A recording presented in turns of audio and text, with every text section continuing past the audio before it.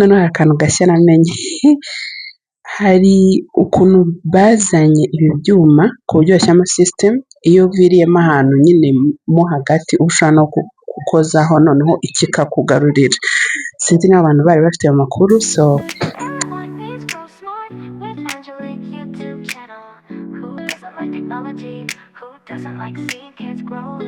hi, mumeze mute? Ndabashimiye cyane ko muri kuri Grow Smart with Angelique. Ngiye ku kazi, ubwo mbwira n'abantu bose baba mama bari aho bicaye mu rugo bibwira ko badakwiriye gukora. Ni ukuri ntabwo ukwiye kuryama, ntabwo ukwiriye kuryama. Yego hari ikibunda, yego n'igihe cyo kuryama ukumva uguwe neza, ariko mureke dukore. Ubu ngubu ngendagiye. Uyu munsi nari maze iminsi ntameze neza kubera uburwayi, ariko nyine byari birangiye. Ubu ngiye gusubira mu kazi nk'isanzwe. Ndashima Imana ko nabashije gukira. Ubu rero ni igihe cyo gukora, nta kintu nitayeho, ni ugukora nyine, ni ugukora nta kintu umuntu arebaho. Wananirwa wagira ute, uba ugomba gukora utitaye ngo bimeze bitya bimeze bitya. Nyine ni ugukura amaboko mu mufuka umuntu agakora. Aha ngeze naho ni mu muhanda, ndacyari kugenda. Nabwiraga yuko nta bintu byo kwiha gufata amamoto nabivuyemo, kereka ari kwa kundi uba ufite emergency case uvuga uti wenda nakerewe, cyangwa se ako gukererwa urumva ni iby'umuntu yitera. Gukererwa nabyo burya umuntu arabipanga.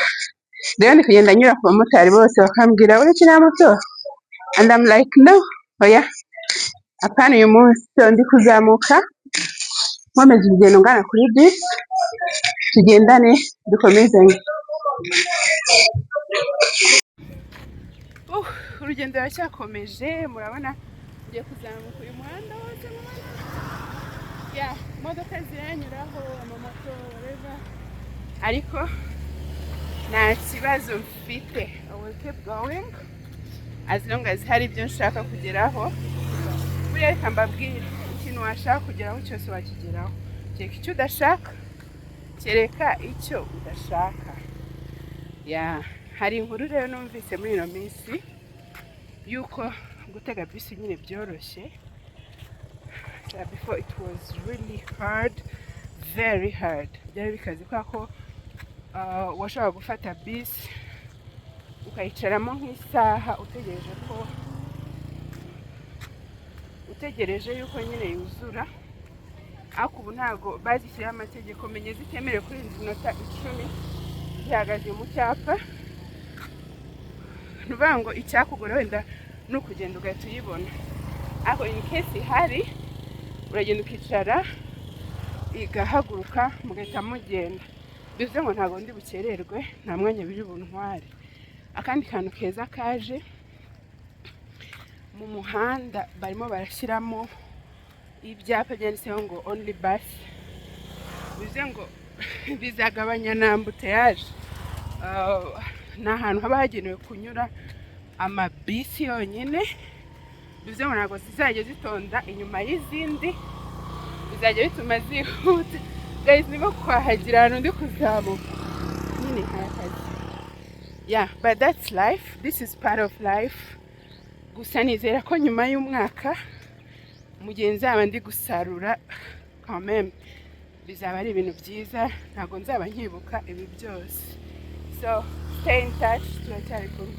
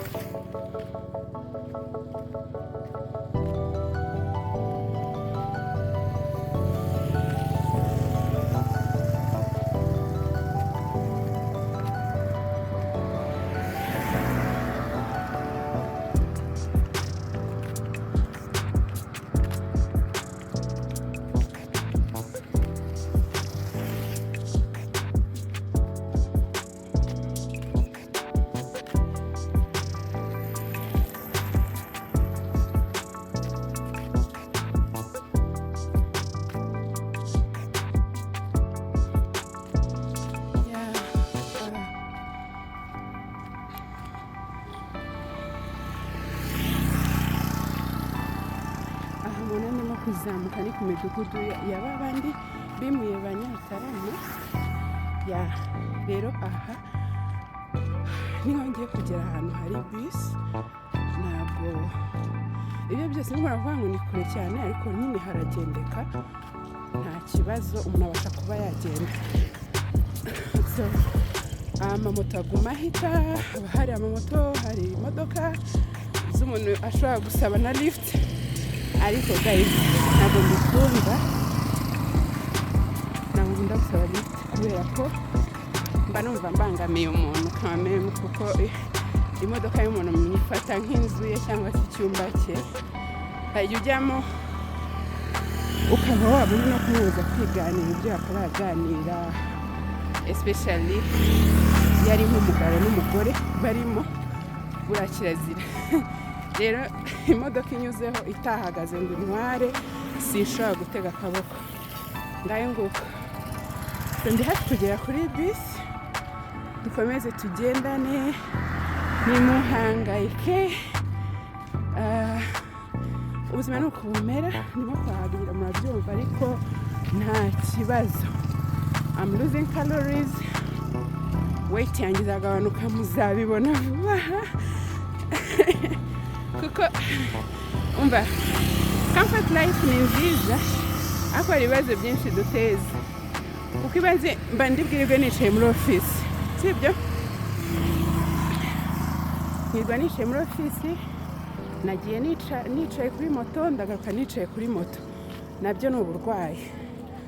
So yeah, niyo mpamvu ibintu nubwo umuntu aba yabihisemo bimusevinga amafaranga, ariko nanone it is something beneficial for my life. Bivuze ngo ningire kwikorera kandi ndabizi ko bizamfasha. Let's keep going.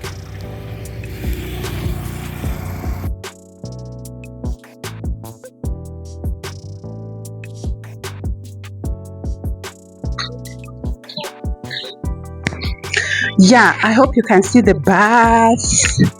Niho ngiye kwigeraho hakurya inyuma ya kino giti.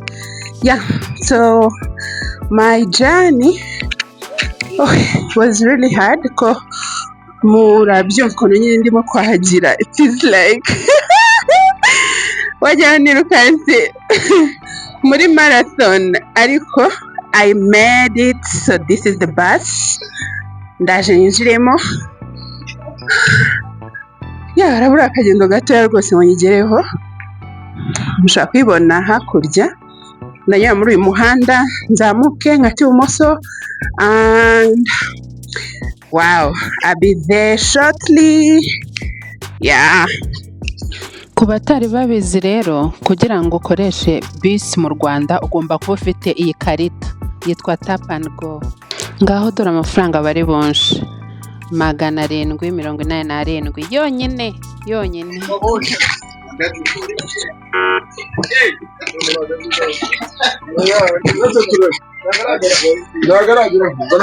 Ageraho bimaze igihe kingana iki?